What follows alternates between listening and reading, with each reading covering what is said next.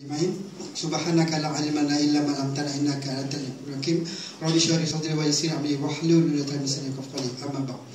Terlebih dahulu saya ucapkan terima kasih kepada tuan-tuan dan puan para peserta e-property pada hari ini, dan saya rasa sesuai untuk kita bagi tepukan gemuruh pada di sini.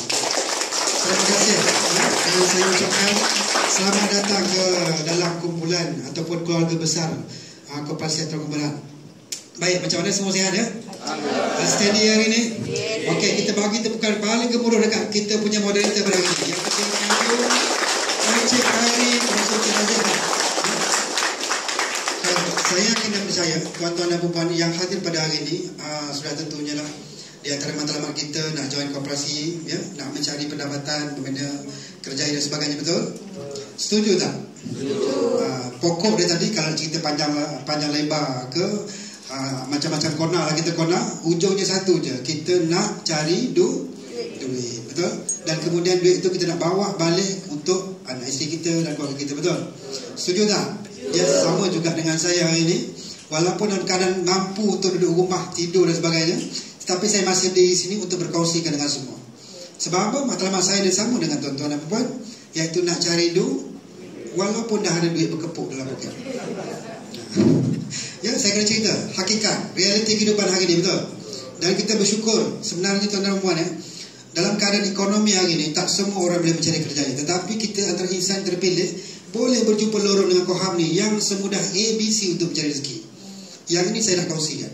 Sebab apa? Sebab pengalaman selama 7 tahun bergelumang, bukan dengan dosa, tetapi dengan bergelumang dengan apa? Dengan dunia hartanah yang memang gelap. Minta maaf, saya kena cakap hari ini, dunia hartanah adalah dunia industri yang paling gelap, dunia perniagaan paling gelap. Saya cuba mencerahkan untuk mendapatkan sekurang-kurangnya adalah sedikit sinar di masa depan. Untuk apa? Untuk kita, anak-anak cucu kita. Sekurang-kurangnya pengalaman saya bermula 7 tahun lepas, bermula tahun 2014. Kali pertama saya duduk dalam property. Saya nampak property ni, kenapa dunia property macam ni? Saya tertanya-tanya dalam diri. Sebab apa? Sebab ketika itu saya tak jumpa jutawan Melayu dalam property. Saya cabar dalam Facebook, berapa banyak saya cabar. Siapa Melayu jutawan, you keluar, saya nak belajar dengan you. Keluar. Tak ada. Sebab saya 12 tahun dalam takaful, saya ada ratusan kawan-kawan yang milioner. Saya 12 tahun dalam takaful, saya ada ratusan pendapatan kawan-kawan saya yang ke angka juta. Teks setahun tak kurang 80, 60, 120 ribu, 150 ribu. Cukai. Di property minta maaf, tak ada, tuan-tuan. Tuan-tuan kenal jutawan Melayu property dalam property? Yang declare jutawan tu betul ke jutawan? Minta maaf lah saya kena cakap. Hanya yang ada taraf level jutawan, milioner, multi-milioner, bilioner, hanya mereka-mereka yang duduk sebagai pemaju yang berjaya. Kalau setakat buat sekerak jalan, lepas tu projek terbengkalai, minta maaf. Ini bersepah dekat luar. Penghujungnya, nak tahu relevan tak relevan, logik tak logik, cuba kita tengok industri hartanah 5 tahun sebelum, 10 tahun sebelum, 15 tahun sebelum. Setuju tak saya cakap 15 tahun lepas banyak projek terbengkalai? Setuju? Setuju. Terutama di Negeri Selangor, setuju? Setuju. Alhamdulillah, dalam tempoh 7 tahun saya dah ambil hampir 10 projek terbengkalai sebagai seorang developer, dan 4 daripadanya consider sukses. Tepuklah sikit. Itu saya sebagai developer. Yang kedua, di antara 80 projek yang sedang dilakukan jualan oleh Koperasi Antara Kumpulan, lebih kurang hampir separuh, 1/2 daripada adalah projek yang hampir gagal.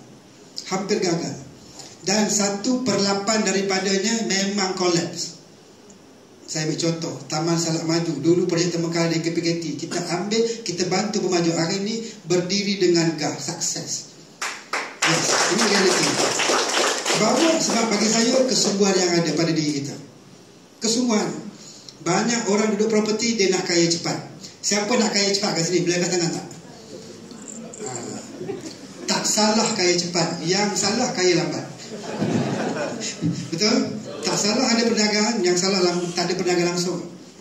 Ya, tak salah nak cepat berjaya, yang salah langsung tak berjaya dalam hidup ni. Itu yang salah. Tapi insya-Allah tuan-tuan dan puan, platform Koperasi Antara Kumpulan memang dibina khas untuk bangsa kita. Ini janji saya. Sebab apa? Saya, apa yang tuan-tuan duduk pada hari ini, kursinya di sini hari ini, tak semudah saya lalui 7 tahun lepas. Kali pertama top saya adalah di College Community Kelang. Itulah kali pertama 15 orang, 20 orang saya kumpulkan untuk talk saya dalam bidang property. Dan hari ni tuan-tuan rasa macam dewan ni, wow, cantiknya lah, betul? Wow, sejuknya lah, orang kata selesa sangat lah. Kita ada satu lagi dekat sebelah, ya, dewan kita juga sama selesa, lebih kurang macam ni. Tak semudah itulah dengan bangunan 3 tingkat yang agak gah lah, boleh kata dekat puncak alam ni. InsyaAllah lah ini yang paling cantik dan paling besar. Ataupun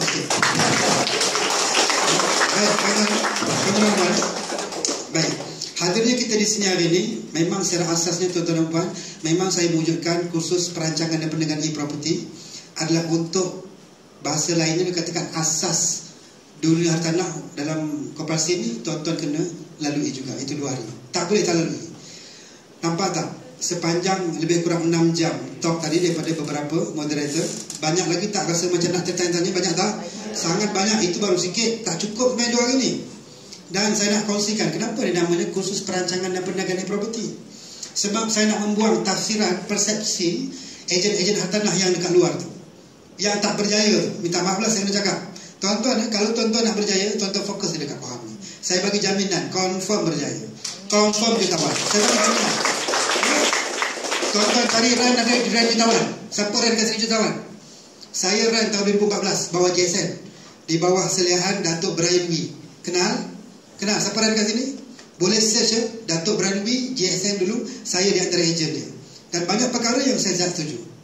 Dengan pengalaman dulu 12 tahun dalam industri kewangan, banyak perkara yang saya tak setuju. Jadi banyak persoalan yang tak terjawab. Jadi saya keluar, saya kata industri tak betul. Mana relevannya jadi ejen dapat 3%, 2%, 1.5% average ya. Kemudian kena dibat dengan REA dia. Kita sebagai pemegang rantai rumah 300,000 dapat 3%, 9,000, betul? Betul tak? 300,000 kali 3% apa? 9,000. Okey, untuk ejen, kalau kita ada pemegang rantai berapa? Berapa? 60, kita ambil average 60-40 lah. 6 kali 9 5,004, betul? Kalau sebulan 10 ini baru 54,000, betul? Kali 10 bulan setahun, saya tolak bulan puasa dengan bulan raya, tolak cuti 2 bulan. 10 bulan baru 540,000. Itu pun kalau kita mampu jual 10 unit sebulan. Siapa sini boleh jual 10 unit sebulan? Dengan teknikalnya lagi, hari ni kita jual, confirm ke bulan depan lulus? Confirm ke? Belum. Itu yang hukum akal saya tak boleh terima, hukum matematik kalkulator tak boleh terima. Takkan jumpa figure million. Takkan jumpa. Saya kena cakap ni, betul, ni realiti tau. Saya cakap benda realiti. Tapi bila saya ubah koperasi, simple. Tuan-tuan ejen dapat komisen ikut pada suka saya. Saya rasa nak bagi 5,000, 5,000, 10,000, 10,000. Ikut saya suka lah. Betul tak? Okey, saya ambil contoh lah. Kalau projek saya paling tinggi lah, saya bagi projek saya 15,000. Tuan-tuan, ada ke orang luar kat sana nak kongsi dengan tuan-tuan 15,000 satu unit jual? Memang tak ada lah. Tapi realitinya kita ada 2 projek yang kita dah habis bayar pun dengan ejen. Itu realitinya. 15,000 satu unit. Ambil lah level ejen, 10,000 lah ambil contoh. 10,000 lah kita ambil. Tuan-tuan jual 10, 100,000, betul? Okey, tiba-tiba naik kepada ketua agensi. Kita katalah ketua agensi ni overriding dia 1,000 je, pun ada, senang kira. Kalau tuan-tuan rekrut 100 orang, overriding 1,000 jadi 100,000, betul? Kali 10 bulan jadi 1,000 tak? Logik tak? Matematik yang tadi, akalnya boleh kata logik tak? Ini yang logik. Yang kat luar tu tak logik, bohong aja. Yang saya kena cakap tu supaya kita tak terpedaya dengan sistem.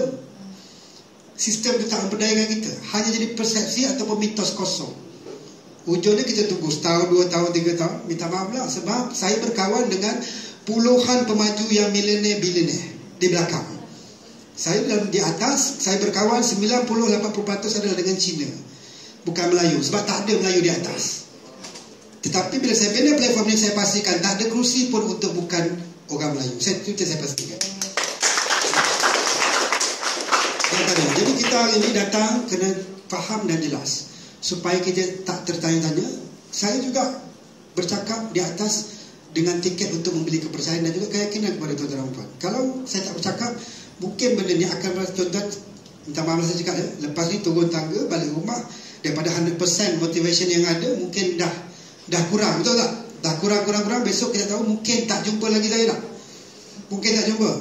Kita tak tahu akan datang kita jumpa ke tidak. Tak tahu. Tapi hari ini ada peluang untuk saya bercakap, saya akan bercakap. Jadi tuan-tuan dan puan ya, 2 hari ini memang penting. Inilah penentu segala-galanya. Selepas ini insya-Allah tuan-tuan akan di-invite dalam grup. Kemudian di situlah tempat kita bertanya dan sebagainya. Dan pastikan setiap ketua agensi kita memain peranan. Kalau tak faham bertanya, kalau nak tahu lebih lagi, kena selalu datang kelas. Kena selalu. Janganlah orang kata dah rasa pandai, no. Takkan ilmu takkan habis. Tuan-tuan, selagi tuan-tuan tak jadi pemaju macam saya, ilmu tuan-tuan umpama langit dan bumi. Apa yang kita buat di luar sana tu, agensi hartanah, dia hanya maksimum 10% saja dalam pembangunan sebuah perumahan. Maksudnya kisah perumahan ni A sampai Z, hutan jadi bandar baru, kita hanya buat tak sampai 10%. 90% tu yang saya buat sebagai developer. Jangan kita rasa, oh aku dah jadi rent 5 tahun, 10 tahun. Saya bersepah kawan yang rent 10 tahun, 15 tahun. Sampai macam biasa-biasa lah hidupnya. Kalau tuan-tuan rasa tuan-tuan nak berimpian, tanamkan impian satu masa nak jadi developer macam saya, inilah platform yang ada. Minta maaf, saya kena cakap. Sebab ilmu menjadi seorang developer tak ada dijual di mana-mana universiti. Tak ada kos. Setuju tak? Setuju. Tak ada kos. Tetapi bawah developer, saya ada staff saya ada lawyer, saya ada PMC saya ada arkitek yang semua bekerja untuk saya. Dan mereka ni semua graduate. Kelulusannya ada di universiti. Tapi untuk menjadi seorang developer tak ada kelulusan di universiti. Setuju tak? Dan inilah kita akan bina. Kita nak bermula dari agent sampai developer. Ada tak orang di sini? Ada. Kita dah cipta orang tu. Siapa dia? Ini dia orang pertama. Ini orang pertama. Dan insyaAllah saya akan percaya dengan hierarki yang kita bina untuk kita rasai, tuan-tuan dan puan, nikmat macam mana tanggungjawab sebagai ejen, macam mana kerja sebagai seorang ejen yang pertama. Yang kedua, bila hierarki itu dibina, macam mana tanggungjawab sebagai seorang ketua agensi dan sebagainya. Pun dia merasa. Yang ketiga, dia akan naik kepada macam mana kalau kita pegang projek, mencarakan projek itu sehingga sold out, dan untuk diuruskan A sampai Z macam mana. Itu ada hierarki dia. Dan kemudian insyaAllah duduk dalam syarikat, baru dia tahu, oh pengurusan lain, jualan lain. Betul tak? Teknikalnya berbeza. Bila duduk dalam sebagai seorang pemaju, of course semua tu dia dah ada dah sedikit sebanyak pengalaman. Selama pengalaman dia bermula daripada ejen sampai di dalam syarikat. Selepas itu insyaAllah tuan-tuan dan puan, bila jadi sebagai seorang developer, kerja lebih mudah. Kerja lebih mudah. Sebab apa? Semua dilalui dengan pengalaman. Betul? Berbanding ratusan orang di luar sana, beribu, mungkin lebih pada itu, yang tiba-tiba ada modal, ada keinginan tetapi tiba-tiba nak jadi developer. Cukup masa projek tertukar lain. Yang ini ramai. Bila nak cuci semula, dia panggilnya Anggun, dia panggilnya Kohab, minta tolong majukan semula, bla bla. Ini yang berlaku. So sampai bila? Sampai bila kita nak menggadap macam ni? Hasilnya pada tahun 2018, apa dia? Kita dapat jumpa satu keputusan di mana mengikut survey, pemilikan harta Bumi Putra hanya 40% saja mewakili kaum Bumi Putra.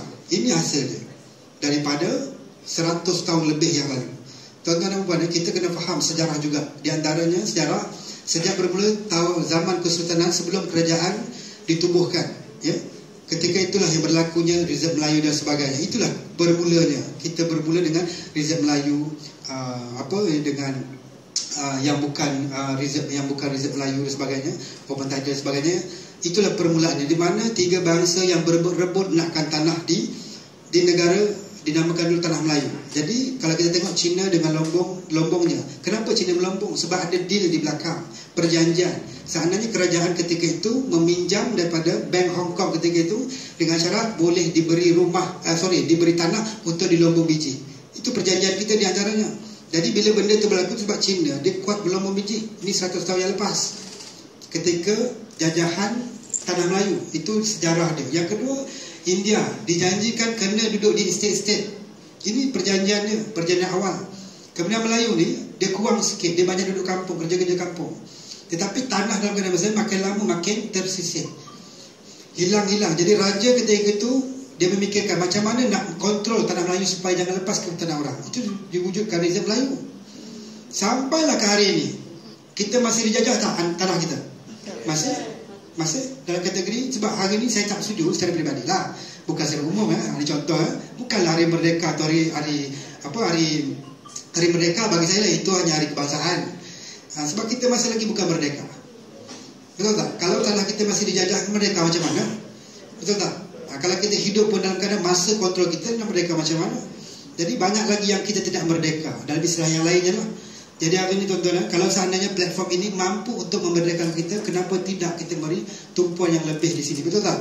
InsyaAllah tuan-tuan dan puan, saya tak kata suruh berhenti kerja, tidak. Tapi bagi tumpuan, maksudnya bagi sedikit masa sekurang-kurangnya untuk perniagaan ini. Sebab apa? Sebab orang lain tak jumpa, tuan-tuan yang jumpa dulu, betul? Jadi kita kena bersyukur sama-sama. InsyaAllah di sini adalah platform yang terbaik yang sedang ada untuk kita lalui bersama. Boleh? Boleh. Baik, saya ringkas ni, saya pun tak ada banyak masa. Ini pun 5.30 tu. Kalau saya sembang tentang itu mungkin banyak lagi di masa depan. Baik, hari ini saya terbuka penutup sesi kursus kita hari pertama ni dengan Q&A. Maksudnya soal jawab lah. Kalau daripada pagi sampailah ke petang tadi, orang kata apa, banyak persoalan-persoalan ataupun isu teknikal dan sebagainya tak terjawab, mungkin saya berkeliru.